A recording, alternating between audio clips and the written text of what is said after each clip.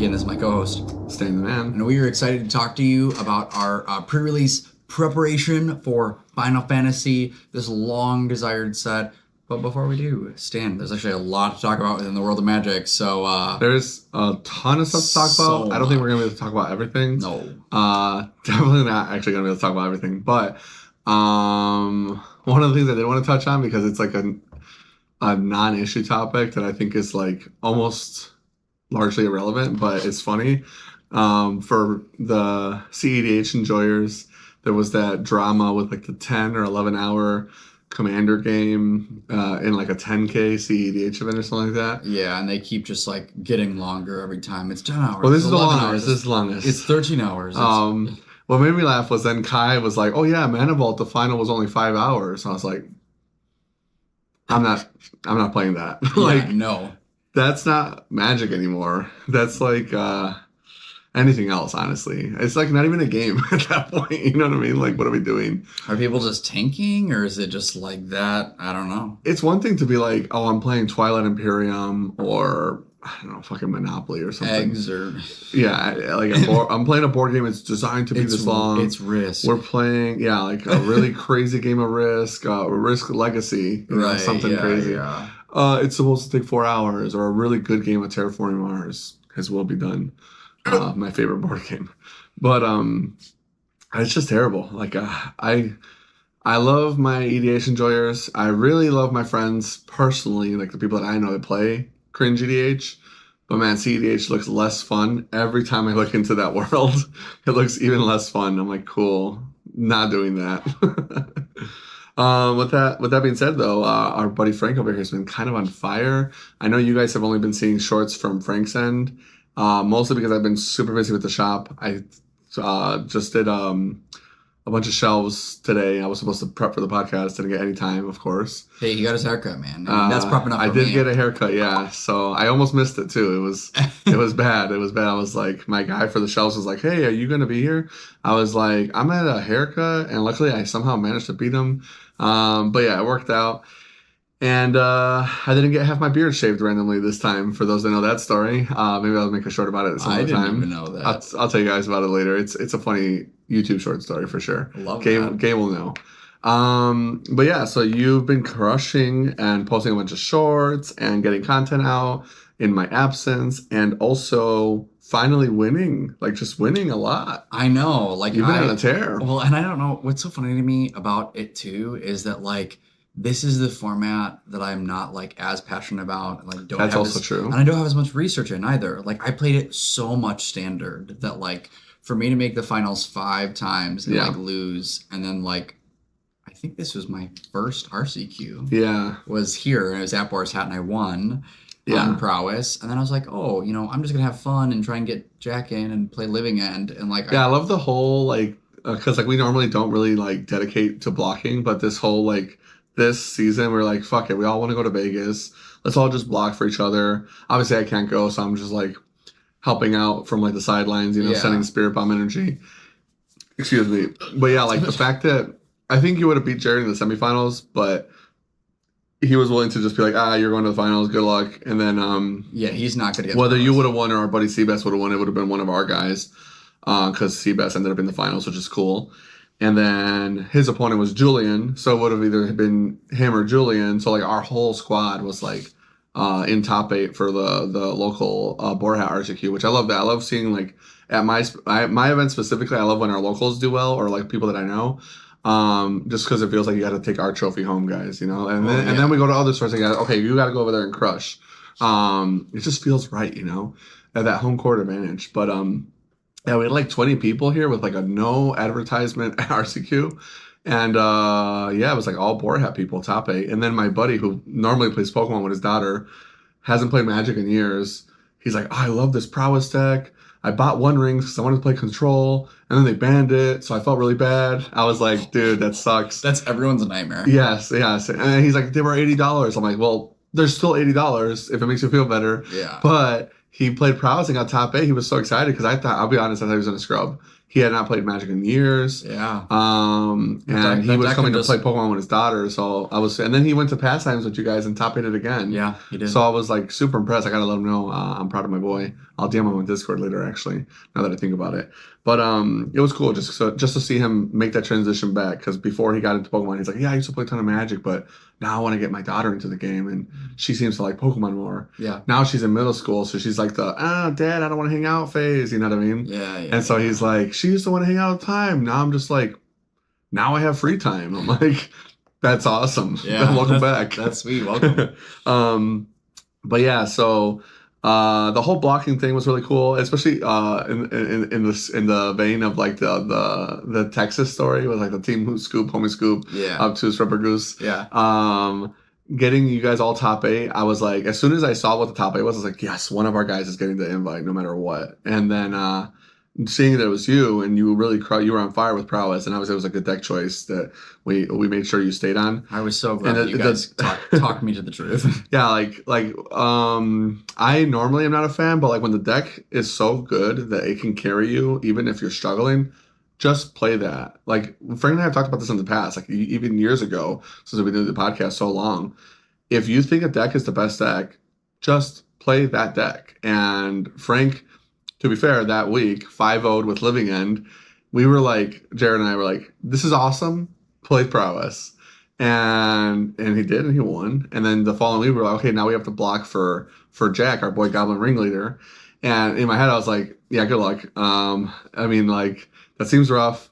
Goblins is cool and all, but it's still a tier 2 deck, you know? Right. And I'm not gonna lie, they killed it. So like all of our squad got top 8 again. And you actually played Living End this time, which is fun. Yeah. So Frank was like, so well, fun. I'm called Living End time. Yeah, and then I made the finals again, and I was like, yeah, so I feel like I actually could have won that last game. Like I felt like I could have gotten the second qual. I didn't like care to. Sure. And it made negotiating for Jack easier for me to be like, oh, hey, in case you wanted to go to both of them.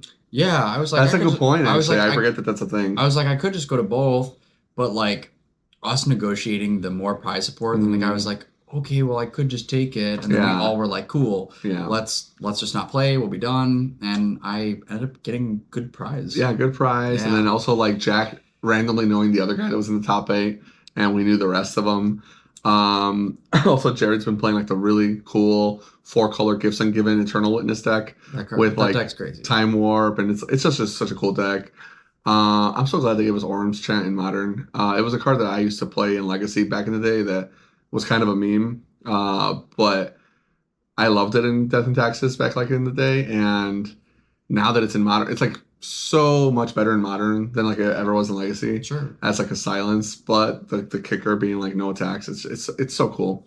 And then Jack on a call. So like you guys get to have like a fun time in Vegas with like you, Marty, Jared, Jack, presumably Julian because he almost always calls. Yeah, almost always calls. And then he had a bad time because he went to like that one store and they only had 5 people. Yeah, and then he went so they had to like go to another store. Yeah, that was funny. I kind of wish they had 8 because then he probably could have just not had to worry about it. On Ethan ended up not having Psychic Frogs, one of our new boys in the inner circle. Shout out to Ethan if you're watching. But yeah, so not to get too much into the tangents of side small talk. I know usually we'll like yap a bit before we get into anything. It's pre-release. It's pre-release. We got no time. Yeah, exactly. We have literally no time. Frank wrote the whole script here again because he's killing it, and he's usually our limited guy. So I'm going to default to what he's saying on a lot of this stuff and just kind of supplement whatever he's talking about. And I do have a little bit to talk about with some rule changes, but it's honestly very minor. I made a short about it that I'm not too fond of, so I might make an update on that later. We'll see. And yeah, we're going to just speedrun the housekeeping. If you are already a patron, thank you. You guys are the kings, the best, and queens if you're out there. I'm pretty sure it's all kings. And if you're just watching for free on YouTube, if you want to just check if you're subscribed, it really helps a lot. If you guys like, comment, subscribe, literally comment anything. That button. Anything you comment goes a long way for us. All the likes help a lot. Hit the bell if you want to see more of our content in your notifications or whatever. And our show will always be free on YouTube, Apple, Spotify, etc. All the platforms where we can post podcasts, audio with video. And join our Discord. It is popping off. It's always active. It's growing. A lot of good discussion, growing steadily. And years ago when we first started it, like we'd have to be in there stoking the flames to keep the conversation going. Now, if I miss it for like a day or two because I'm busy with work, I just see the constant flow of conversation. I have to like scroll up a ton just to catch up with everything, which is cool. And I love seeing what everybody's up to and the camaraderie as always. So with that being said, we're going to get into some archetypes and then we'll jump into new mechanics. Yeah, so Wizards did not get super creative on this one for Final Fantasy, but here... Which is probably good. Yeah, here's what we have for archetypes. We have blue-white artifacts. We have blue-black control, red-black mage aggro, red-green landfall aggro, green-white go wide, black-white artifact and creature sacrifice, blue-red big non-creatures, graveyard value, and then equipment aggro. So before I get into like what I think is actually supported within the limited format and like what these archetypes are going to look like and what the gameplay is going to look like, let's talk about the new mechanics, and then I will like jump back up to this section and go, okay, now let's break down some of these archetypes a little bit more. Okay, that's fair. Oh, really quick then, I'll add one note. For constructed play, I was really hyped about like Teamer lands and land ramp going into Tarkir spoilers. It still hasn't quite popped off where Teamer is a good deck because Core Steelcutter obviously overachieved everybody's expectations. Even the people that thought it was good, it's doing way better than that. Better. And so aggro, in a sense, got an extra deck, and there's just so much aggro. Or like that Teamer landfall deck or Teamer like ramp has like such a shit early game. Like I think they were playing like the 4-mana guy that's like draw a card or whatever. Yeah. And I was like, okay, if you're playing that guy unironically, this deck is not good. But the landfall stuff I was seeing in the red green specifically for Final Fantasy was giving me some hope that plus Tarkir might actually finally bring that deck up, because there's a ton of cool reasons to like landfall. And then if you're ramping like crazy, Urami is still a really good card in my opinion. And then and there is obviously the landfall dragons. Yeah, and there is a guy that is playing, like I actually just saw this on Twitter. I didn't save the list, but he has like a 66% win rate on Arena with a ramp deck, and he's like ramping into Progenitus, which I think is super hot. Yeah, I did see the ramp deck too, and I think that ramp is gonna get better in this standards domain deck. Not that domain isn't a deck anymore. I mean, it's still hanging around, and domain overlords, even though it's only like 5 or 6% of the meta, still will pop up at these tournaments and do decently well depending on whose hands it's in. But yeah, I think this is gonna be like the new, like what we shift into, especially after rotation.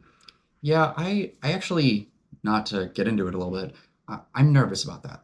And the reason I'm nervous about that is because right now, these types of decks that like we're seeing, right, we know that within red-green aggro, all the red variants, the only thing that we're losing is like the green-red land. Like most of the cards are post-rotation. Right. And what we are losing is like cut down.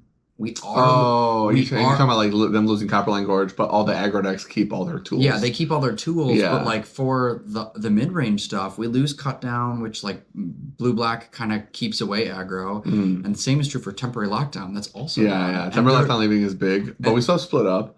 That's why I keep pushing. I keep pushing over and over. I'm like, why is Path to Exile not coming to standard? This is the perfect time. Yeah, I want it.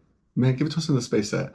I was telling Jared, I was like, isn't there somebody on the Wanderer's Journey in one of these Final Fantasies, or like some kind of like exile, some kind of retribution arc, anything like that? They could have put Path to Exile in the set.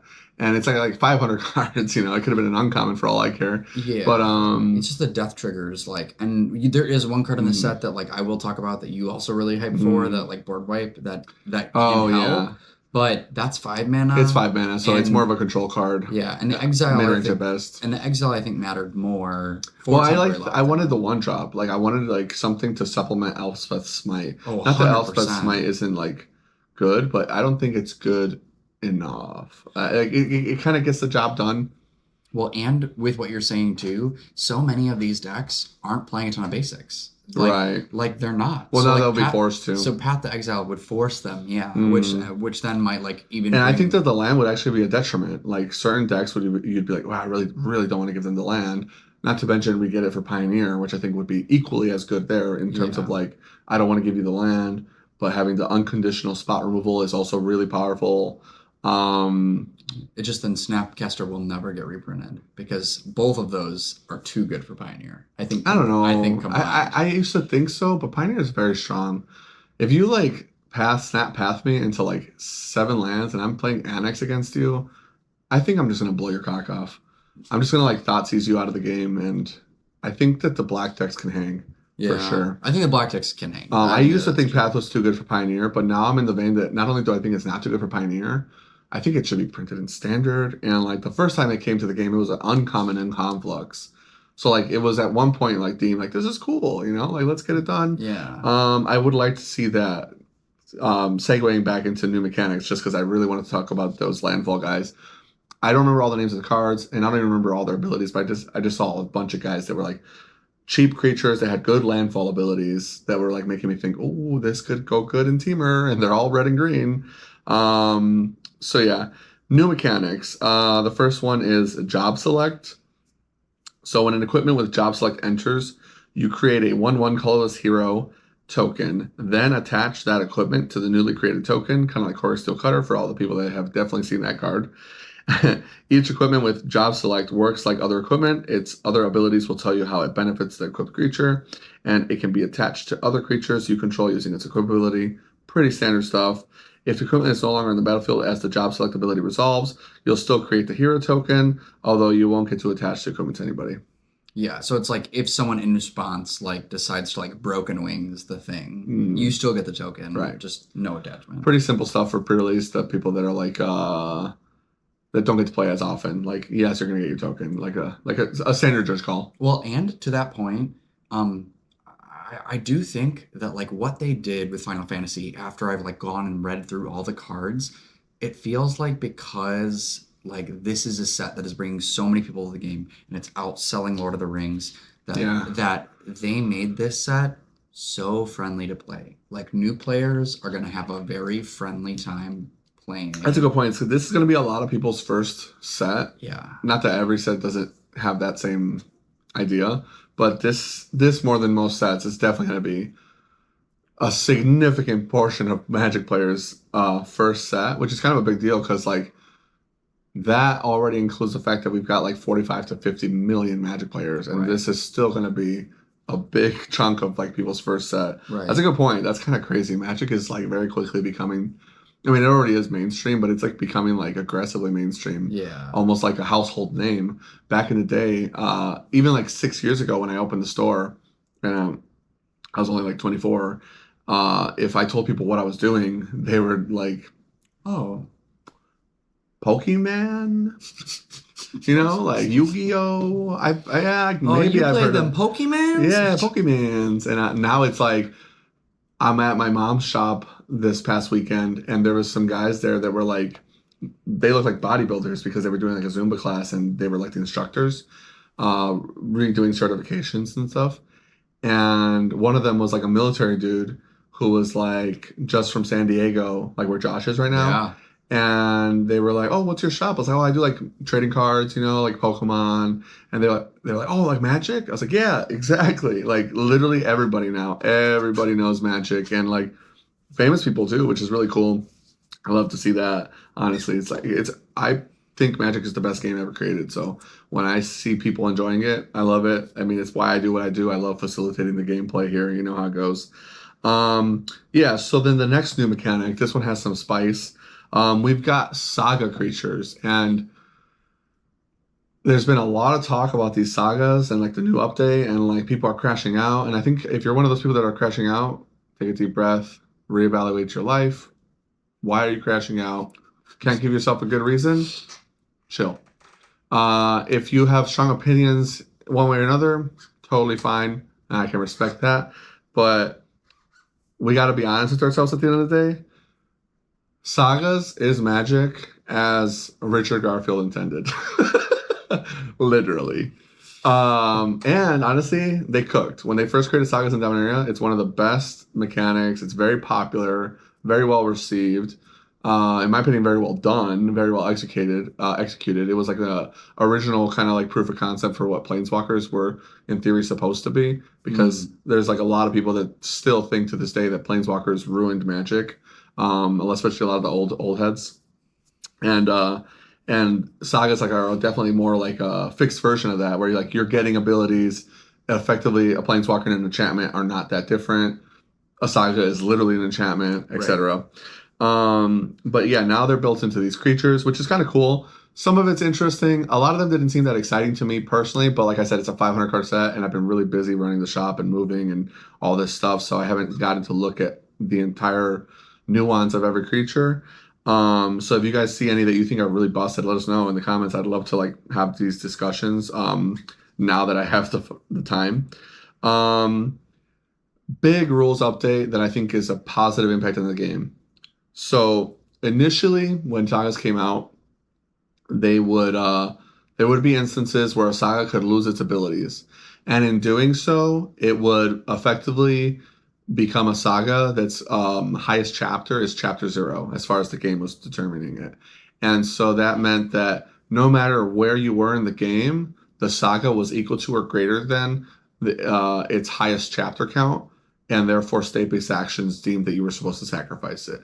As when most of you know already, when you get to the final chapter of a saga, after that trigger goes on the stack, you sacrifice the saga.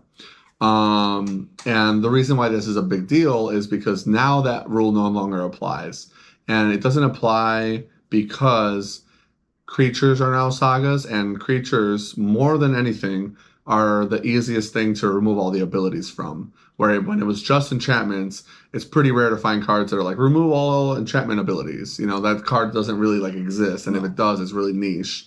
But there's cards like Dress Down and Tishana's Tidebinder, and whatnot all over, like humility effects, etc. And because those effects are so readily available and powerful, they didn't want the sagas to just be worthless.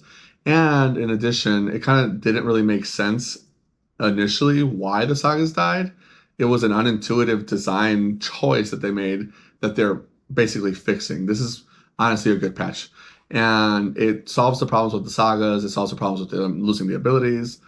And it is a buff. So that's kind of what got some people worried that they're buffing the sagas, because if you look at 90% of them, especially the ones that suck, they all needed the help. And if you look at the really, really good one, then you're worried, which we'll get into. But the reason being is now they do not die to state-based actions. If they lose all their abilities, the saga just stays. The big thing, though, is that those same sagas now, having lost their abilities, maintain all the abilities that they already gained prior, and no longer gain lore counters to uptick and die. So if I Blood Moon under Urza Saga, I'm keeping the Urza Saga, and I'm keeping it in whatever state it was in. So theoretically, if I'm playing Painter's Servant in Legacy, like my mono red Blood Moon deck, I can have an Urza Saga that has the ability to make constructs and never have to sacrifice that card and just keep pumping constructs. Not to mention I got the Blood Moon, which is a very powerful effect against my opponent's lands, while maintaining my Urza Saga in play, which formerly would have died. So that's what has people really, really worried. I don't think that's that big of a deal, personally. I think it's fine. Sure, Urza Saga is stronger, but like Urza Saga's always been in a reasonably fair card. I know some people are going to disagree with that take. I'm going to get a lot of flack for it, but it takes 3 turns for it to give you the sacrifice. The first turn, it's literally a generic mana. The construct making is something that folds to anything that has artifact removal. The card already still dies to any disenchant. You know what I mean? Like if you just have Foundation Breaker, for example, you can just pop somebody's Urza Saga still. It's still an enchantment with all the same weaknesses. They just don't get punished for a weird ruling that probably shouldn't have been the way it was written the first time. Or I guess not even written, just interpreted. Yeah, I think that the new change is more intuitive to people that get into Magic beyond 100%. this. It's just going to be really hard for all of us that have been like playing with this rule for a while Yes, to like yes. undo what Yes. we've known. Which is funny because I remember when it first happened and people were finding out like, oh, you could just spreading seize it. I remember for months people being like, really? That's how it works? That's really dumb. Like, why does it do that? I just lose my Urza Saga? What the fuck, you know? And like, I remember also all being like, yeah, well, technically that's how it works. You know, like, that's just the rules. And so it's like, we all had to be forced to learn that. Right. And it was highly unintuitive. So now we're going back to, not even going back to, we're fixing that, and now it's an intuitive, logical thing that would have just already existed. And if Urza Saga is too strong, they'll simply ban it. I don't think it will be, but I think it'll be really cool. Like I posted in my YouTube short to see Affinity playing it with Harbinger of the Seas. Yeah. I really want to play that. Well, and Infinity has currently been unplayable for so long. Yeah, It's which is kinda funny like because tier- it's like making a comeback since Yeah. Underworld Breach got banned. Kyle Gunn won my first RCQ with Affinity when he got the spot. We love that. Yeah, so far it's been interesting. That all with all that being said, basically they didn't want Dressonic Tashanas to be just turning off your Saga creatures. Not that you're going to be playing very many of these Saga creatures in Modern that I know of. Maybe there's one, or I didn't look at Aspiring Spike's PowerPoint, so maybe there's a Saga creature for Modern, but Dresdown would have popped it, right? And Trishana's Tidebinder is a very powerful card in Standard, and that would have just destroyed all of them. So that would have been really miserable. Well, and on top of that, like as a separate note, this is actually, in my opinion, the worst done mechanic that Final Fantasy has done. And the reason being is that, like, I think that the saga creatures are really bad. And what's so unfortunate is that I think that this could have been such a cool card that, like, as we talked about with, like, Valiant triggers, that, like, making these sagas that are also creatures that have abilities that happen every turn could be super powerful, but it just comes with the cost of, like, you're going to lose it really soon. But I think that I did the stats. I believe there are 12 or 13 saga creatures, right? Not a lot. But only five of them are beyond, have like chapters beyond 3. So, right, you put it down on 1 and it can't attack. Then it goes to 2, you get 1 Durm to attack.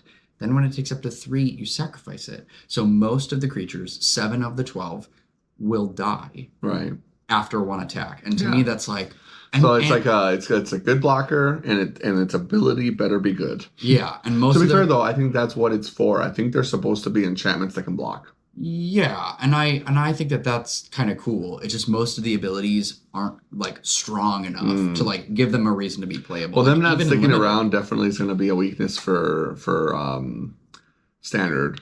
For limited play, I guess it just depends on how good those abilities are for you. Because like some of the bodies are pretty decent and they're hard to get over for the fact that you're still getting these abilities. Right. But you better get a bonus for them sacrificing. Like I'm thinking of cards like Fable of the Mirror Breaker, where it's like, or I guess all the cards in Neon Dynasty where they like die and they're like, oh, I'm actually a creature, and it's like Kumano faces Kakazan. Like these cards are amazing, really cool, and it's like, oh yeah, we could do that again. From the ones I've seen, like I said, I could be missing a couple. These cards suck. They're terrible. They're truly awful. There's one that's like in black that it's final. It's like second chapter is like if this creature connects, your opponent loses the game. That's cool, but it's got 1 shot to do that. 1. That's actually really cool. I like that. It's like 1 shot to kill, but you literally know the window. Yeah, that's actually really cool. That is actually that's like the only one. But the thing is, like, that's also very RPG like. It's like you know the window. This thing's happening. It's going to be on X turn, and then if you don't parry, you die. That is extremely RPG. That specific card design, I love. Yeah, and its first chapter is kill a creature. So it's like it enters and it kills another creature. That's very emboss. I like that. And then it goes, all right, if this connects, you're dead. Yeah, that's actually really cool. Yeah, I don't know. We'll see. They all get an ETB trigger. They all get to block. And then presumably you get 2 more chapters of hopefully strong abilities. I don't know if they'll get played in Standard. Maybe a couple of them will. Just depends on how good they are or what the deck wants to do. But as far as limited play goes, I think you definitely play them. The fact that you can block and get abilities, you're definitely going to see them get played in certain decks. And the only reason why is because everyone's body I've seen, the bodies look good. It's just like you don't get to keep it. So maybe that's why. I just kind of wish that a couple of them were like, oh, you die and like at least give me like a creature, like a 1/1 or something, you know, like losing the creature and like tapping out for 5 for like summon Shiva, 5 mana. I'm like, cool, I'm not going to keep this creature I just paid 5 mana for. Yeah. And it's kind of weird. Yeah.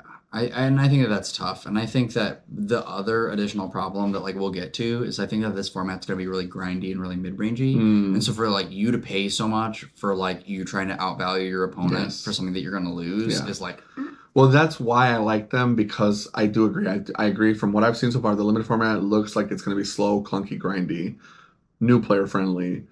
3 abilities on 1 card is about as value as you can get in limited, you know what I mean? Like trigger, trigger, trigger. At worst, okay, fine. I got my triggers, I got my 1 block in. It was going to die anyway, we'll see. Yeah. If they ever bait removal, then you're like... right, if they bait a removal, then or you're like, I'm cooking. There are a couple cards that are like, the removal is make this guy lose all his abilities, and now you get to keep the guy. But yeah, so... that's pretty much it for sagas. If you guys have strong opinions, please let us know. I'd love to have this discussion. Urza Saga wins. Saga buff, because now new sagas actually make sense. Otherwise, they all have their normal rulings. One of the things I actually was curious about that they answered in the show notes, or not the show notes, the whatever the notes are, the watch pre-release notes. I was like, oh wait, how does it work if like you just had to remove the counters? Like I'm pretty sure it doesn't work, but I can't actually remember having an instance of that happening. So like if you remove lore counters, or like let's say you have a card with lore counters on it and I add lore counters to it, what happens and stuff like that? I believe that like it will then just tick down normally. What do you mean? So like if it has 1 lore counter and you remove the lore counter, I believe next turn it goes to 1 again. Yes, exactly. Yeah, and or if you add, it will be like if you add to 3, well, it's hit 3. Right, but I don't think you get the trigger if you add it and it wasn't like the natural one. I could be wrong. Maybe. I thought it just, you get a trigger on every chapter. Yes, you get a trigger on every chapter. And so I think if you tick up to the 3rd chapter, you make it go forward, then like you should get that trigger as well. Yeah, I'm just not sure how that works with like read ahead, where like read ahead is like I'm skipping the 3, trigger this chapter. I think if you like for like a certain like doubling season it up a chapter, I don't think you actually get the trigger. But anyways, somebody correct me if I'm wrong about that. If I was wrong about it, I did it on purpose. I pulled a jack. Anyways, next new mechanic. Towns. So these are kind of cool. Towns are our new land type, and at first they weren't showing us very many strong ones, even though they were cool, but they were all tapped, right? So we were just like, where's the good ones? And then they started showing us the good ones, and we're like, okay, fine, thank you. That's what we wanted. That's what we've been waiting for. And honestly, the flavor, the cards, the artwork, everything is so beautiful in this set. It looks so good. They did such a phenomenal... I haven't heard a single Final Fantasy player, fan that I know, complain about it. They've all been like, Stan, I need this commander or whatever. Like this, it looks so good. I want these specific cards, please. And I agree. Jared bought me Final Fantasy VII for my birthday, the original one from PlayStation 1. I've been playing that, and I love RPGs. Like Paper Mario is like one of my favorite games of all time, and that's like barely an RPG. And I've just been enjoying it so much. Those are the kind of games, like, if I had those as a kid, I would have been, like, playing the crap out of, but, like, I just didn't. Never got into Final Fantasy as a kid, unfortunately. Sad. I would have loved it when I actually had free time. That's interesting, because I was thinking about buying it to, like, try and play it this week. Oh, you should. You should. Stream it. If you buy it, stream it we'll stream it on Tilshel and Tap. I told Jared I'd stream it. Whenever I play it, I promise I'll let him know, and I'll stream it on Discord at the very minimum. But now with the office set up, I can in theory start streaming on Twitch again. So we'll see how that goes. So yeah, towns are just a land type, and part of that is just the fact that they're just like special lands. But some of them are pretty extra special. We'll get into shortly. Yeah, I actually like, my hot take is that I think the towns will bring the most impact to Constructed. I think especially standard, the town set, the adventure ones, I think that that's going to be the biggest impact, and I think I'm actually most excited for. Okay. Well, he spoiled it. There's adventure lands, which is so cool. Keyword ability is the next one. It's called tiered.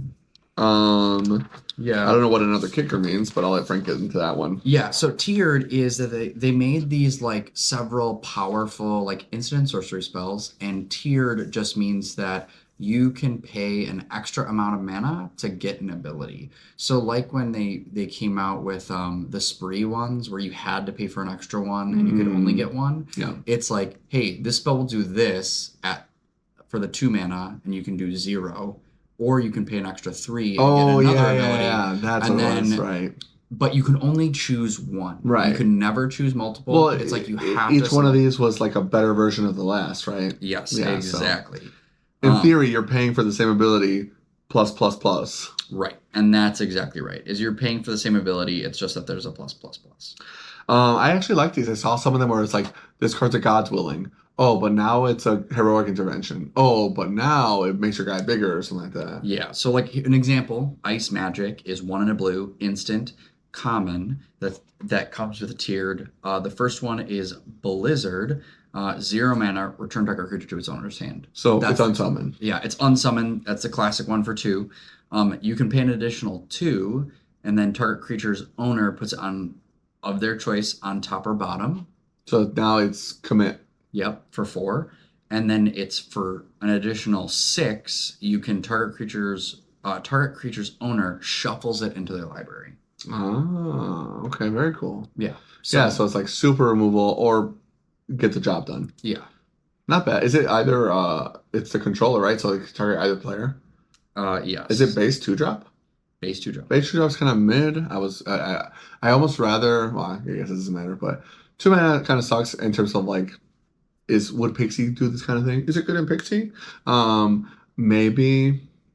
Not really. Yeah. I was hoping it'd be on Summon plus another upgrade. But like what's awesome within Limited is like the normal 4 mana, like put it on top or bottom is like standard. Yeah, commit is great. And I think that as we've talked about, and we always talk about this, is that there are so many cards that like are medium and you can't play it in every deck. With them continuing to give modality to like cards we've already seen, gives them more reason to be playable when they wouldn't have been in like years past. Yeah, and I love seeing them lean on that ability where it's like, oh man, we don't have any more ideas. It's like, yes there are. Yes, there are. Yes, there are more ideas. Get creative, and they're finding it. I mean, Magic is thriving because of it. So yeah, land type, town, returning mechanics. We've got landfall, which I'm excited for. Double face flip cards and meld cards, which is really cool. Actually, I didn't see the meld cards. I gotta look at some of those. Flashback is back, which is cool. Kicker is back, also cool. And then Adventureland. So Frank is excited about these. I didn't see any that were too busted, but maybe I missed the rares. I just remember seeing like one that was like really cool for commanders, like 6 mana milled, like half their library or something. Yeah, I think that one's like okay. I actually think that one is, like I said, okay. But what's so funny to me is that red, they just did so dirty. Like the most dirty, because the red line is like awful unplayable. But okay, I'll just get into it. So the black one, it's 3 mana. You may sacrifice an artifact or creature. If you do, draw 2 cards. 3 mana, you may sacrifice an artifact. You draw 2 cards. Yeah, that one I think is great. Not bad. The white one is return up to 2 target artifact and or enchantment cards from your graveyard to your hand. Mm-hmm. I think that one's hot, and that's for 5 because, right, if you're playing like Overlords and you're like, cool, buy 2 back. What? I think that's awesome. Blue is the okay one. It's sweet for Commander. The mill half your deck. Yeah. Rounded down. Green, 6 mana. Create a 1/1 colorless hero token. Put a 1/1 counter on it for the amount of lands you have. So you'll just make a really big body. Right. And the red one, Mage Siege, 3 in a red. Create a 0/1 black wizard creature token with whenever you cast a non-creature spell, this token deals 1 damage to each opponent. Oh, yeah. It's like... That's funny because when I got spoiled, people were like, I guess you could play it in Ruby Storm.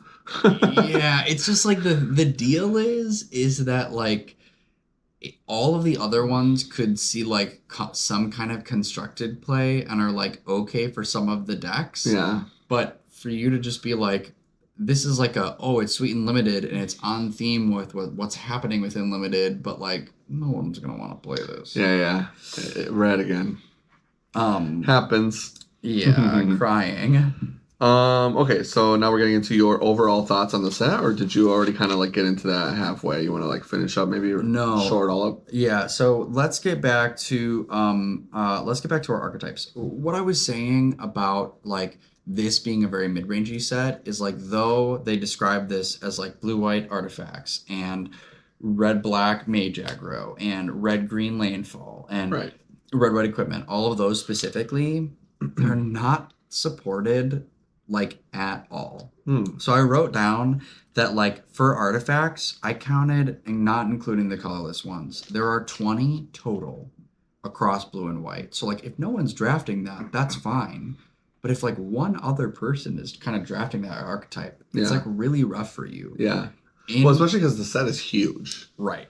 The set is very big. Yeah. So it's almost like you're just drafting for colors like by force. Yeah. The red black mages aggro, there are 2 mages in red, one other card that makes one, and there are 2 cards that make mages in black, but none of the other cards are mages. Yeah, but one of them is an adventure land. It's true. A land will give it to us. And I didn't even count that one. So it's an additional. But like wow.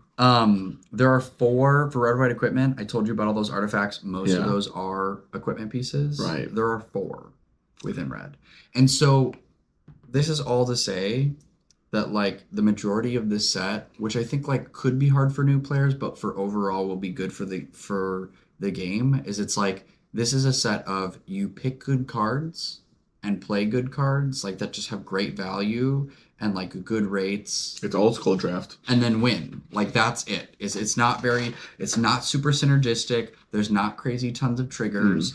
That's just it. Like even within red green, the land aggro, it put that there are 3 cards in red that like care about you having like landfall. There are 6 cards in green, and a lot of them are like really huge mana costs. And so I think that's why I think that this is also going to be a mid-rangey format, is because like even green white tokens per se. There is a card called The Crystal Has Chosen It, which makes 4 dudes, and it puts a counter on each creature you control. It's 7 mana. Yeah. So like some of our variants that will make like a bunch of bodies are typically around like 4 or like 3. But there are, I think I counted 2 cards that like make a bunch of dudes. And so overall, this is going to be a very grindy, mid-rangey, slow format. Okay. Best color pairs. So in order, best color pairs. Yeah, best color pairs. I think black is your best color. It's lined with removal, and if we're playing a mid-range game and I just go, cool, remove your stuff, you kind of win. I think blue is next best, and I think that's because blue is most versatile. You do have the ability to play like blue-black and play the control game. You can play blue-white and actually have the artifacts and play that way. I also think what did it for this set too is that there's a handful of cards that specifically say if you cast a non-creature spell and it was 4 mana or more, you get a benefit. Yeah. And so it's like I think it wasn't just 4, there was other numbers. But yeah, if it's at least this big, go crazy. Right, and because they're already leaning towards make it this big, that means it's going to be slow because like there's not. Yeah, I guess that's a good point. I'm trying to think of even like the aggro cards because I remember seeing like the not Ragavan card that was like comparable to Lelia, and like that's pretty slow. It doesn't have haste, but it's a strong card. What would like the aggressive deck in the limited format be? I mean, I suppose you could always draft like a weenies deck and just have a bunch of really efficient cheap cards with like some backup removal and just turn them sideways, see what happens. But then you run into their saga creature and you're like, oh yeah, I just can't get through that. Yeah, well, what's funny that you even said that is that like that leads perfectly within my next point, which was I counted, and I don't know what the statistics are for other sets, right? But I counted how many cards make creatures or are creatures. I counted 154, 19% are 2-drops Oh, that either are creatures or make creatures. I see. So if the other 80% is above 2, Yeah. I mean, Oh, it's 20% 2-drops or less. yeah. That's So, still like 1 out of 5 creatures, so not too bad. not but too bad. It just depends on what the supporting cast of spells look like, I suppose. Yeah. That's a good point. If it's like that, and like how many of them are even 1-drops at that point? Not a lot. Right. Interesting. Yeah, but I do think that overall, like, there are some fun cards that we're gonna get to play. Yeah, for sure. I'm Um, excited. I'm so hyped for this weekend because we're just gonna have a ton of new players, and I just want to see what everybody does and how much fun they're gonna have. And in the Discord for the store, I posted like, "Oh, Tales from Tap, if you guys want to prep for pre-release," and some people were like, "Yeah, true. I gotta get ready for pre-release this weekend," and then somebody was like, "Oh, I like to wing it and then find out later I was wrong, so I'll watch after." yeah. I'm like, hell yeah, dude, come play.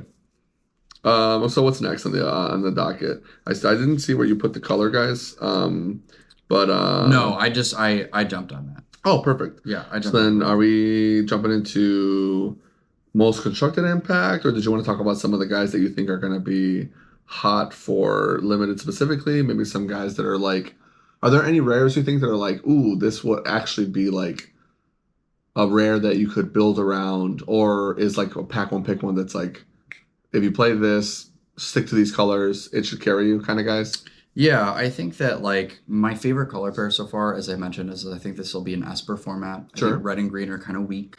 Kind of makes sense if it's not aggressive, that the big stompy or the red aggro would be weaker. Yeah. And so like one of the pack one pick ones that I think is super sweet, and I actually think this guy has potential for constructed play, is Emmett Selch Unsundered. So this is a mythic. It's 1 blue black. It's a legendary creature, Elder Wizard. It's a 2/4 with vigilance. Whenever he enters or attacks, draw a card, then discard a card. At the beginning of your upkeep, if there are 14 or more cards in your graveyard, you may transform him. And his transform side is he's a 6/6 with vigilance. And the ability is Echo of the Lost. During your turn, you may play cards from your graveyard. If a card or token would be put into your graveyard from anywhere, exile it instead. Oh, wow. And so it's like, pretty good. you care about getting a bunch of cards in the So bin. you just get a Yawgmoth's when this guy flips. Yeah. Well, and it's a 6/6 with vigilance. This is for sure like constructed playable if it's just well, I guess it's the beginning of your upkeep. Well, I also... So you have to like, it has to live. Yeah, but like I could see this getting abused in Eternal formats for sure. Well, the other reason why I think that this card is so good is because one of the things that we talked about with like constructed and ETBs is that cards that cost 3 mana or more typically need to have immediate impact. Otherwise, like, it's not good enough to play. The body is a 2/4, which is crazy. I mean, it's really hard to kill and swing into. It's got vigilance, and when it enters, you get the draw discard. So you still get, and then even if it lives for a turn, you're then draw discarding again just from an attack. Right. And so I think that this card has enough things going for it that it can like absolutely see constructed play. Interesting. And what do you think about some of these mythics? Like, I know you said white isn't one of your favorite colors in this set, but when I was looking at cards like Lightning and Cloud and even Aerith and stuff like that, I was like, man, these cards seem really cool, really interesting, especially with like the equipments that they have access to. I know it's Christmas land to get like all kinds of like rares and mythics in your deck. Sure. But I don't know, this Lightning seems so sweet to me, like a 3/2 first strike trample lifelink for 3 is kind of insane, and Lightning's really popular, so obviously they made her strong for a reason. But whenever she deals combat damage to a player until your next turn, if a Swordsword deals damage to that player or permanent that player controls, it deals double. That stagger kind of seems sweet to me. It's until your next turn, so in theory you could save the rule for their turn. But like that with a Witchstalker Frenzy goes crazy and constructed, right? But the even just like Shock, now Shock is Obliterating Bolt or whatever. Oh, sure. Seems really sweet with her. And then like the Cloud being like a weird take on the Stoneforge Mystic is also really cool to me. And a lot of these guys are legendary creatures, so maybe that's where like the power level kind of like is like balanced more. Dark Confidant is a mythic. Sheesh. Disrespectful. I like Sephiroth a lot too. Sephiroth's so cool. 3/3 for 3. Whenever he enters or attacks, you may sacrifice another creature if you do draw a card. Like you were saying, 3 mana. I want to have instant impact. And the instant impact is what makes it like really drawing good. cards big. I think Sephiroth's good. Everybody that's seen him has said he's going to be decent. But like whenever another creature dies, target opponent loses 1 life and you gain 1 life. And then if this is the 4th time it triggers, it flips. I'm sure there's going to be ways for that. Actually, I remember talking about this with some people, and they were saying it's too weak because it's going to be too slow. I forgot who it was. Maybe it was Jared. Somebody was saying like, this is too slow. This is too weak. And I was like, no way. They printed this for a reason. There's no way there's not going to be some Orzhov Aristocrats nonsense that you can do to support this, especially considering there's already the return to the whatever it's called, the 4 mana bring your guys back from the graveyard for that are 2 or less. Like there's already like the Orzhov Aristocrats deck in standard that's like tier 2. I can't remember the spell. Like bring them all back. But you're playing like Amalia and the Starscape Cleric and all those guys. It's not Raise the Past. Is it? Raise the Past. It is the Raise the Past. I'm thinking of Return to the Ranks. You're right. It's that's what I was thinking of. Was Return to the Ranks. Yes, Raise the Past is the one that we have. Return to the Ranks is what's that from? I can't even remember anymore.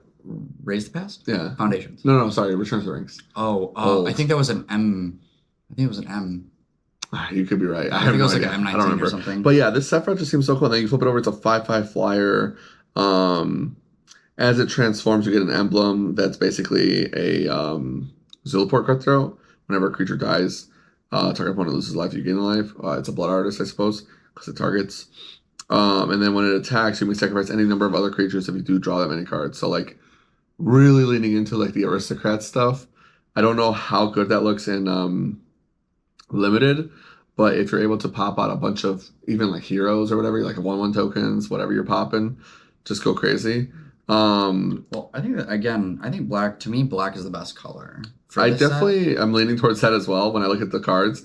I just don't really. I'm not sleeping on white personally. Yeah, I like I said, I think it's an Esper format. I don't. Oh, I guess you did say Esper. I just don't think that what I was saying for white is that I think that like blue and white will pair well together. Yeah. But I don't think that. I think white is of any deck that could be fast. It could be white because it's got 2 or 3 different. Yes, that's what I'm thinking too. Yeah, it's got 2 or 3 different equipments that like have the like it's on 2 mana job select. Right. So it's like making a body and like getting a buff, and that can. And then you just get the right sword. You just really beat in there. I think that would go crazy. Yeah, I think that is like the best scenario. But so like almost like a Naya deck, even if you get some good green support, we'll see. Yeah, but it also has like cool creatures that pair really well into like black-white for sacrifice. And so it's got like the Dwarfen Castle guy that's like it's a 2/1 that like when it dies it makes a body, so you're happy to sack him. Yeah.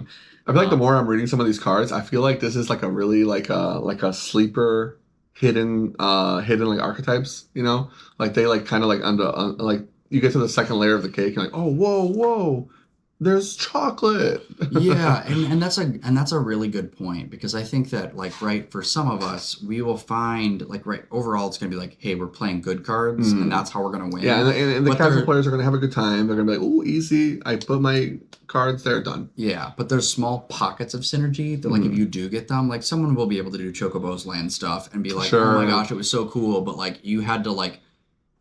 I think that what makes me hesitant in the draft format is like for you to be able to do that stuff is centered around like uncommons. Oh, and so true. It's like you have to get the card and then hope other people aren't picking it, because if that is the case, you're totally screwed. Yeah. But there are pocket synergies. It almost feels like this might be a better sealed than limited draft format. Which makes me excited because of that Nerd Rage event, the Team Sealed. Team Sealed seems so cool. I know it's only 12 packs instead of 18, which I thought it was. But 12 packs to make 3 decks. There's always times where like we're building 2-headed giant decks and we're like, man, we could have built like a 3rd different deck or something like that. You know, like that I'm excited for. I really want to try to be available for that if possible. It just sounds so cool. Yeah. The other thing that I think too is that this set will have the ability, and I think that this was done intentionally, is that fixing is good and it's plentiful. So what do you mean by that? So I think that they will want you to open your really cool cards, and no matter what, be able to play them. And so each as in like there's not a lot of double pips, stuff like that. Right. There's not only that there's not a lot of double. Are there pips, a lot of treasure makings? I didn't really see too much treasure making. No, there's not too much treasure makings, but there is a land cycler in all. Every color has a land cycler. True. Almost all the towns have they are tap to make a rainbow. It's tap for 2 colors. So like you get tap lands that are white blue and tap lands that are blue black and tap lands. Yeah, and so I didn't actually see the dual land cycle in the set. If I'm being honest, so that sounds good. Yeah, good. And there's also are they uncommons? They are uncommons. Awesome. There is Capital City, which is an uncommon. I'm sorry. Did you ask if they're uncommons or commons? The land cycle. Yeah. So the double pip lands are all commons. Oh. Yeah. Okay, so like every pack has one basically. Yeah, and then for uncommons, there's one that lets you filter, and it's also got cycling on it, which is great. Well, I know there's basic lands too, so draft might be a little clunky still, but the fact that you can get a double land in your slot is nice. There's also Crossroads Village, which is like it comes in, you pick a color. So you have that too. I'm glad they're giving us more of that, like the desert card. Yeah. It's like a rainbow, pick a color now. Well, and there is Starting Town. It's a rare, but that's also a card that I think is going to come into Constructed because it's mana confluence, but you can pay colorless. Like you have to pay 1 life if you're going to pick a color. Oh, it's both. But it's both. You could go colorless and not take wow. pain. His will be done. Yeah. We finally got it. It enters... City of Ass be damned. It enters tapped if it's not turn 1, 2, or 3. So you can go untapped on 1, 2, 3. Balance. Yeah, you can go untapped on 1, 2, 3, tapped on any other turn. Interesting. Yeah, I think that card's hot. I think that card's coming into Standard. Yeah, for sure. Yeah, like that card's really sweet. But because of all of those lands that can make multiple colors, plus you have like the Forest Cycler, all of that, you'll have the ability to be like, oh, I can play 3 colors. Yeah, for sure. I think that's intentional too. I definitely feel like when I'm looking, a lot of these cards want me to play 3 colors. I'm looking at like Yuna, and I'm like, I don't want to not play this with Lightning. You know what I mean? Yeah. It sounds really good. Yeah. One of the rares that you said was like, oh, is this a first picker in black? Ject, Reluctant Guardian. It's a 4 mana menace. Is this a first picker? Is that what I said? Yeah. 4/3. Whenever Jet deals damage to a player, you may exile it, then return it to the battlefield. So he connects once. He's got 4/3 with menace for 4. He connects once. He flips. The chapters are 1 and 2. Each opponent discards a card, and you draw a card. And it's a 7/7 with menace. Yeah. And it's chapter 3 is each opponent sacrifices 2 creatures of their choice. Gross. So it's like, I think he's a 7/7 with Minachi. Yeah, I think that card's crazy. He blocking. Yeah. You know what I want to see, honestly, is if any of these, like, I like that he flips into his Saga creature. Because then you're not getting the Saga right away. Right. But I wonder if any of these Saga creatures are going to be, like, really good blink targets, you know? Where you're just like, oh, my guy's about to die. Psych, also trigger. I think that could be a case for... I'm wondering if we'll get some kind of, like, cloud shift effect. Yeah, I don't know if we're going to have that. I don't know if that's really Maybe they'll be good with that guy from Tarkir that's like bounce your own guy, draw a card. Or is it bounce a token, draw a card? I can't remember. It's like a 2 mana, like the Pixie buff card from Tarkir. You were playing it. You bought it. You definitely bought it. Sun Pearl Karen? Sun Pearl Karen. I don't remember exactly the wording if it's like bounce your own guy or bounce a token. I think it was bounce a token. If you bounce a token, you draw a card. Yeah. So maybe him bouncing your own Saga But you can bounce anything. Is okay. Yeah, you just won't draw. You just don't get to draw a card. Yeah. Unless it's a Saga creature token. Yeah, right. Oh, that's funny. What are we getting into next? Or are you still looking up a card? I was just gonna talk about like maybe 1 card if you wanted to in each color. Sure, talk about anything. I'm curious. Yeah. You want to talk about Raga Van? Oh my gosh. Okay, this is I can bring it up. Yeah. While you're looking up your next card, so we've got this guy that Aries been talking about. Obligatory. We're going to talk about it because I love Jared. Van, the Street Thief, 3 mana, 2/2 legendary creature, red, by the way. So maybe don't draft him. Back 1, pick 1 or whatever. Unless it's expensive, we don't know. He says whenever 1 or more scouts, pirates, and or rogues you control deal combat damage to a player, note that it's 1 or more, which kind of sucks because you only get the 1 trigger. But You exile the top card of that player's library when you hit them. So I suppose for Commander, if you hit multiple players, this is really cool. Exile the top card of that player's library, you may cast it. If you don't, create a treasure. It's like a fixed Dragon Band, which I kind of think is cool. You don't always get the treasure, but you get the treasure almost always effectively if you don't get to cast a card. And if you're casting the card, then you're usually in Christmas land, especially in like a red deck, because it says you may cast it and not for free. So you still have mana to spend. And then whenever you cast a spell that you don't own, put a 1/1 counter on each Scout, Pirate, and Rogue. So I don't know if this is gonna be constructed playable. It could be like a good standard card. Like maybe there's something that there's other support for it that we're not seeing yet.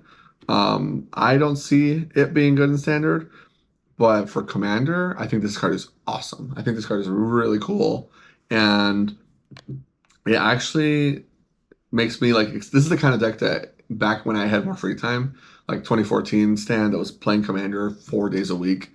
I would build the crap out of this guy as a red Commander deck, or at least try to put him in like a dual color Rogue deck if I had like some kind of Jasper Rogue deck that was like Rakdos or something like that. I'd love to play this guy. He seems so cool.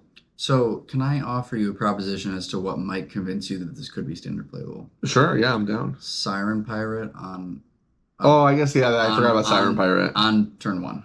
Yeah, Spyglass Siren. I mean. Spyglass Siren, yeah. Because Spyglass Siren, you also have like the Malcolm that's not being played that has flash. That, like, yeah, you know what? I wasn't thinking about this card with the other pirates. Yeah. So when I was saying like I could be convinced, that was me being convincible. If it's like if I already have the guys in these creature types, sure. Yeah, and we do have some that like are currently. And to be fair, standard play. like you're saying, Malcolm has been standard playable consistently. Spyglass Siren has been a phenomenal standard card. Maybe it is the truth. Maybe it's like a Mardu deck now. Yeah, or like you could get a Grixis mid range. Grixis, that's what I meant. Yeah, sorry, not Mardu. Grixis, yeah. Maybe you're playing Grixis now. I don't actually even hate this as like a this town deck. You know what I mean? Yeah. I think this town is still good, and people are sleeping on it for sure. If they think that it's going anywhere, especially considering it can bounce the Corey Steelcutter. That is big deal. We'll see. So a card in white.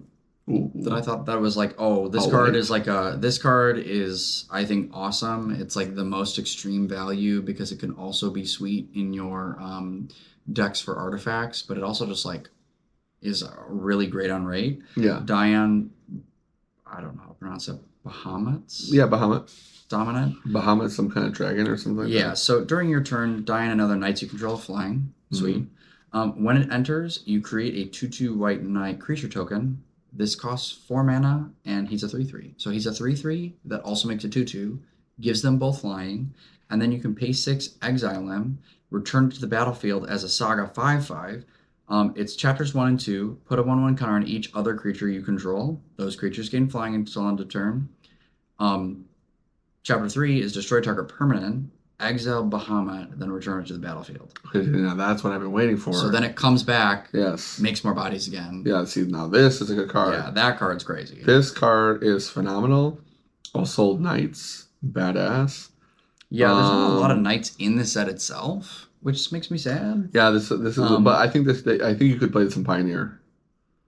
Sure. Like, I mean, knights were unplayable, but like to give all your knights flying, like be like, cool, it comes down, now you can't block ever again. Oh, for sure. This is cool, and I love that it comes back. Oh, it's so cool. Destroy target permanent is also kind of nasty. Disgusting. yeah.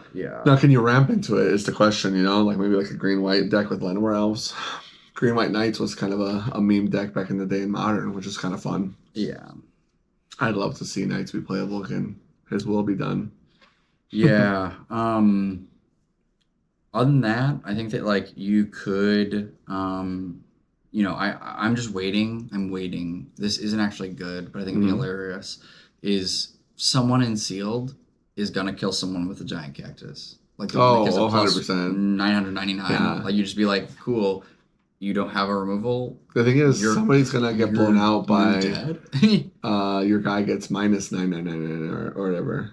Oh yeah, absolutely. Well, I think that's why I think black is just so crazy. Yeah, there's so much removal in black that like most creatures die to it, Yeah. What is this enchantment? A Realm Reborn, 6 mana green enchantment. Other permanents you control have tapped to add any color mana. That's commander. Why though? Like, because like in my head I'm like, okay, Cryptolite Wrath already does this, but 2 mana for all your creatures. Yeah. Which is like usually who you're wanting to tap for mana. Fine, my permanents. Well, my lands already do it, so now it's just this theoretically just for my planeswalkers and my enchantments. Yeah. And I guess that's good for my treasures. The weird thing for me though is like we've already got that card from like I think it was New Capenna, where it's like your lands have tap to make a treasure. So it's like, what is this? Yeah. I'm assuming it's a really good like it's really representative of what it's doing in the story for whatever Final Fantasy here. Yeah. Because I have no idea what's happening with these 3 characters holding up their swords, but I'm sure that they're having a great time. Yeah.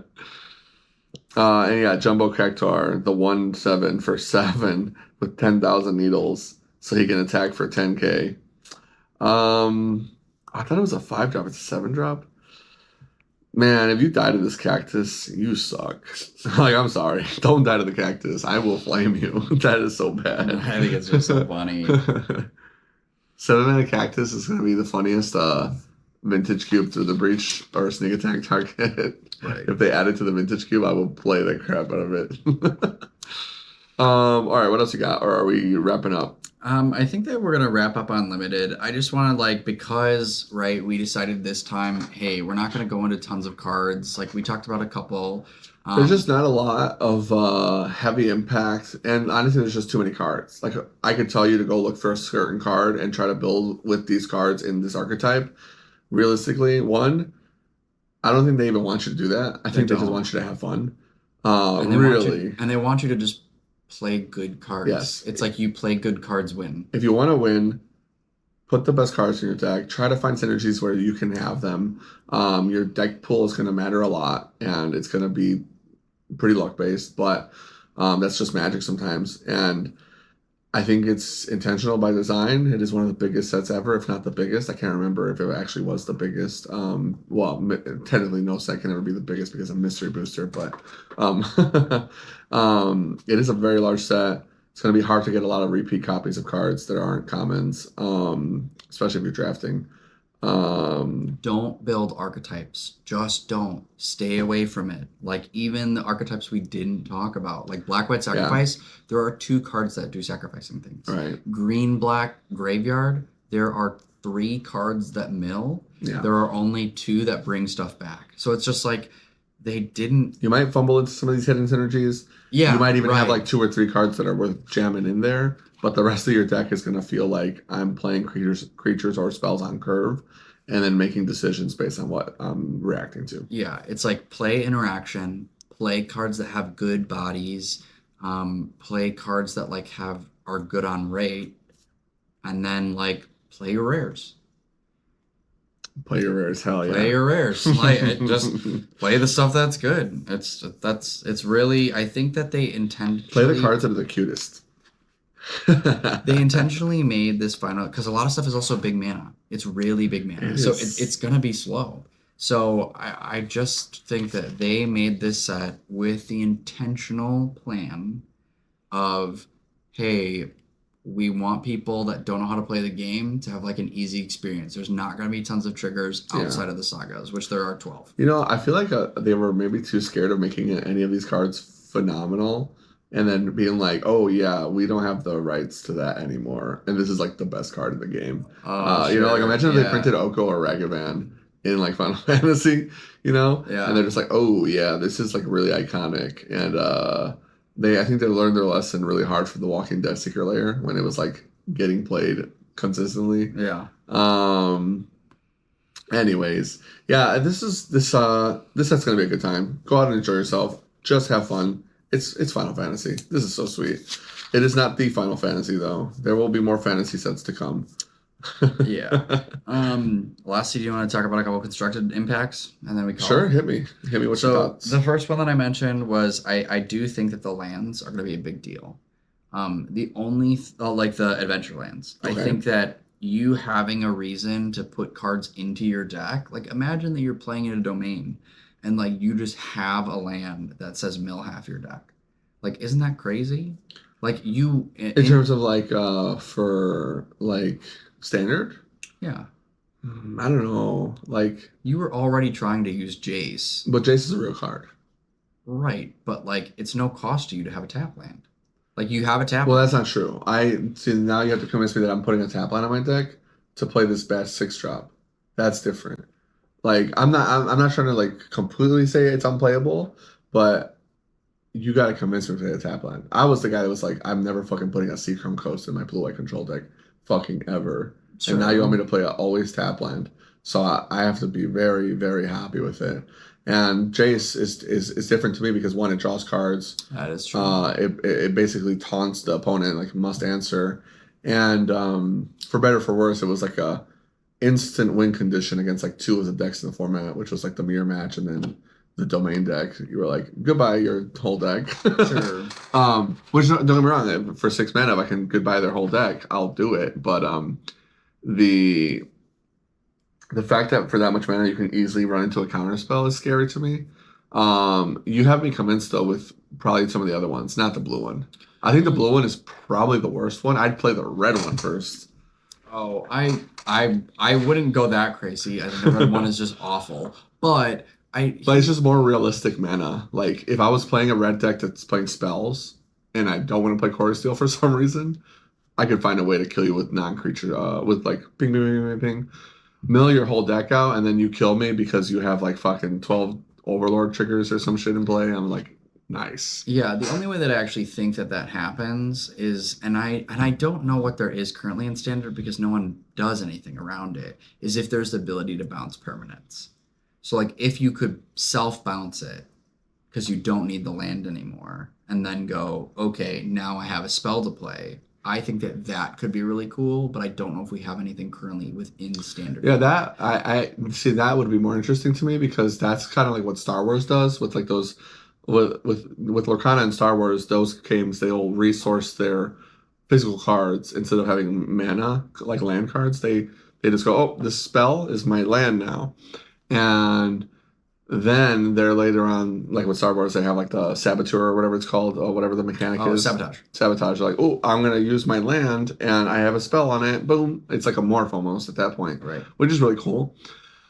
Lorcana has the same thing, except instead of the ink having abilities, because once they're inked, they're just inked. You have cards that'll be like, oh, get a random card out of your inkwell, and then it goes back to your hand.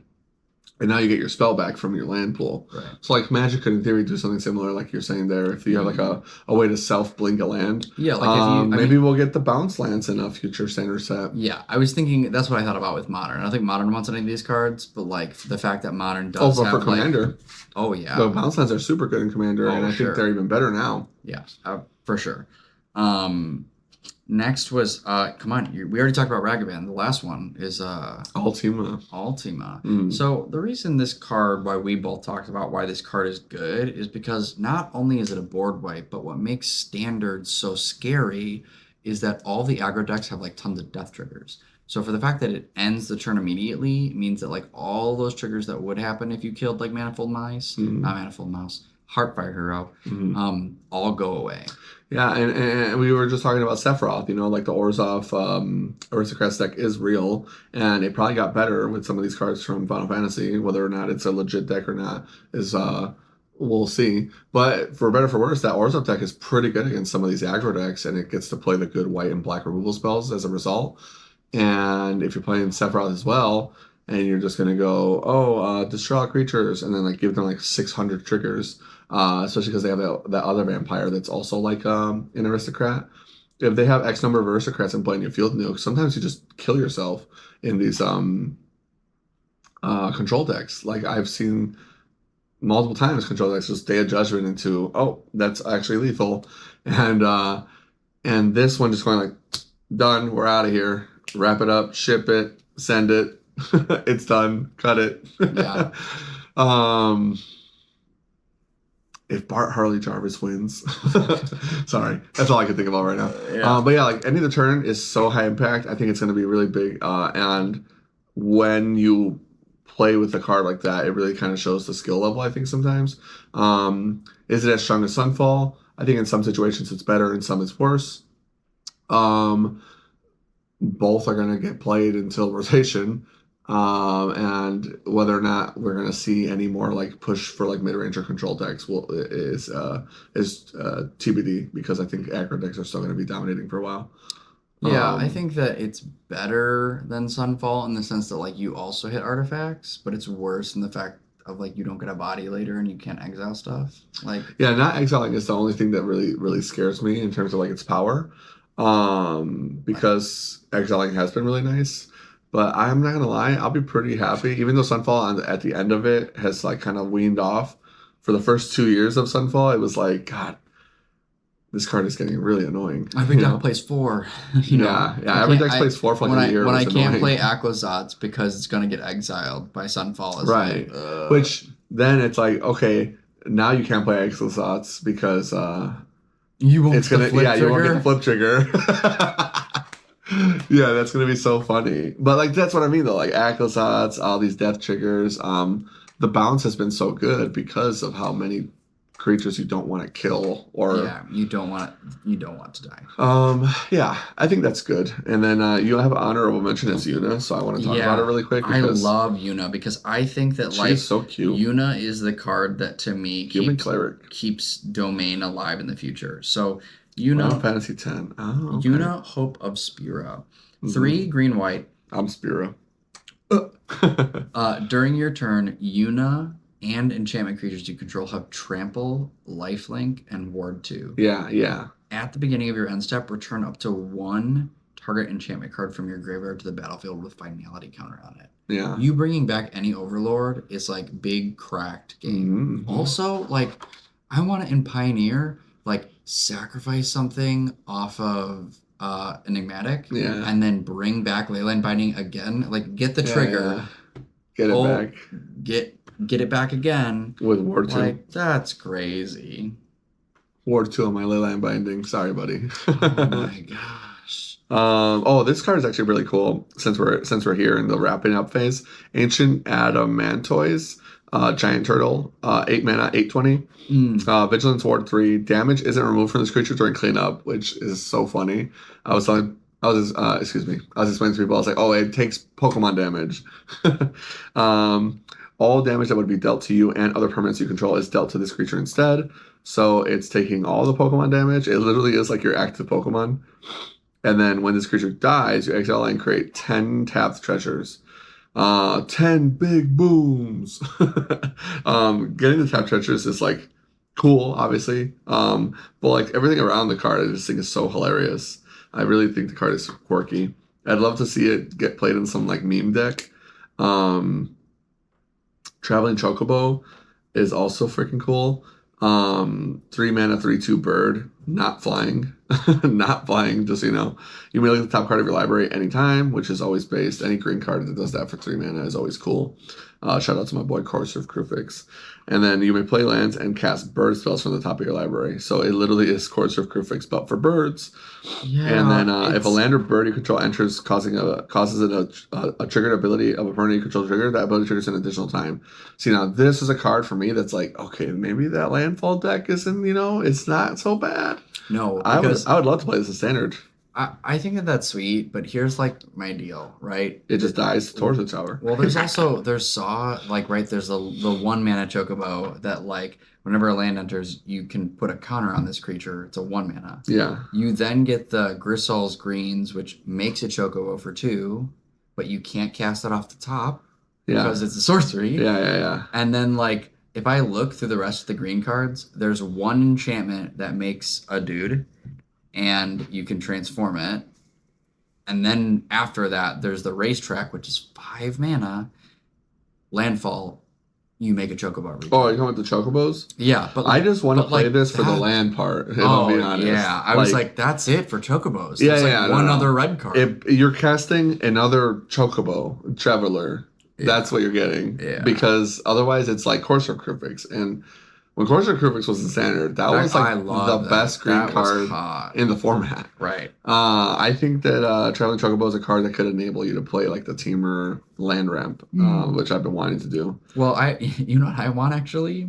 I want Side quest, raise a Chocobo. I want Tifa Lockhart to like get played as a combo. Okay, first of all, yes. Like I want someone to Lumra. Third of all, yes. I want like someone to Lumra or like and then go Aftermath Analyst be like, bring all my lands back. Yeah. This is a 100/100. You know, trample. honestly, I don't see how that's not going to be a thing. Now that you mention Aftermath Analyst, it's like that's a turn 4 kill. You know, like why wouldn't it's mono green too? So like you could just play like every green protection like Snakeskin Veil. Oh, my Snakeskin Veil doubles her power on the first one, so now it's double. Yeah, it's just so sad to me that like they only have like 6 cards that make Chocobos in this whole set. And I'm like, just... Affinity for birds? That's awesome. That is awesome. If there were but those are supposed birds, to be played with other birds in Commander, if we're being honest. Like, oh, for sure. There's no way you're built... Well, I guess you could try to build a bird deck in Standard, but it'd be so bad. It'd be so bad. Don't do it. If you want the list, let me know. Send the list. Do it. Okay, so with that being said, I think we're gonna wrap it up. Shorter episode than I thought it was going to be, which I'm happy about because we wanted to kind of make this more concise, and honestly, there was way less to talk about. And we try to make more takes now in the pre-release episode, where we're like, even if we're wrong, we're gonna make a strong take, as opposed to being like, you know, here's the card. Find out when we're wrong later about Corey Steelcutter. Yeah. It is what it is, you know. I was so wrong. Catch me in the broom closet. Yeah, I'll die on that one. I'm sorry, I was wrong. It's really good. It's not just okay. He won with it. I did. He did its penance. That's like 20 Hail Marys. Yeah. Anyways, shout outs as always to all our viewers that are with us for the ride. Shout outs to the patrons for supporting. You guys are the best, keeping us with the lights on. The lights are... I'm spending like $3,000 on lights this week, just so you know. I have to get all my ballasts and all my lights switched to LEDs. There's like 200 light bulbs. Are you going to get that reimbursement? I'm hoping to get that ComEd reimbursement. Come on. Please, if you're watching ComEd, please. Shout outs. Subscribe. ComEd. If you haven't already. I know you're watching. Shout out to our boy Sal. He helps us with the editing. Lets us borrow the equipment. And he's got his channel MTG Chicago, where we send him all of our footage. I'm recording content for him again at the shop now that we're mostly set up. See me win an RCQ. Yeah, you can see Frank win the RCQ. It should be up already. If it's not, it should be up by now. He said June or July. Oh, really? June or July? He's doing it slow. Ah, he's slow burning them. Nice. Well, now that I'm feeding him content, maybe he'll start ramping them up. And then, Sal, if you're watching, do not export the audio to Jared. Make him watch on Patreon. Just kidding. Do whatever you guys want. But anyways, that's shout out to Nancy Steroids for the intro and outro music. Nancy Steroids always dropping new stuff. Lets us know that you guys actually check them out, which is cool. Give them a bump in that music. And then shout outs to Borsak Gaming letting us record here. And also check out our website, Borsak Gaming. We'd love to ship you guys cards. Check out our life counters. Lots of cool stuff. The only thing you can't get is Final Fantasy. There's no stock. Yeah, I'm not. Also, I don't ship it. It's in-store pickup only. Come see us locally. Visit us. We'll even tour you our recording station if you want. Our studio now. Yeah, you can see our new studio. Who am I missing? Patrons, viewers, Sal, Steroids. I think that's it. All right. Well, if we missed you, let us know in the comments. I really apologize. I'm just so tired of it. If I missed you, it's because it's been a rough month. Shout out to Belly Bowl. Shout out to our boy Belly Bowl, who's helping me keep my eyes on the camera more. So every time I yawned or moved my eyes away from the camera, flame me in the comments. Eyes on the prize. Yeah, exactly. Anyways, have a good one, guys. Thanks so much.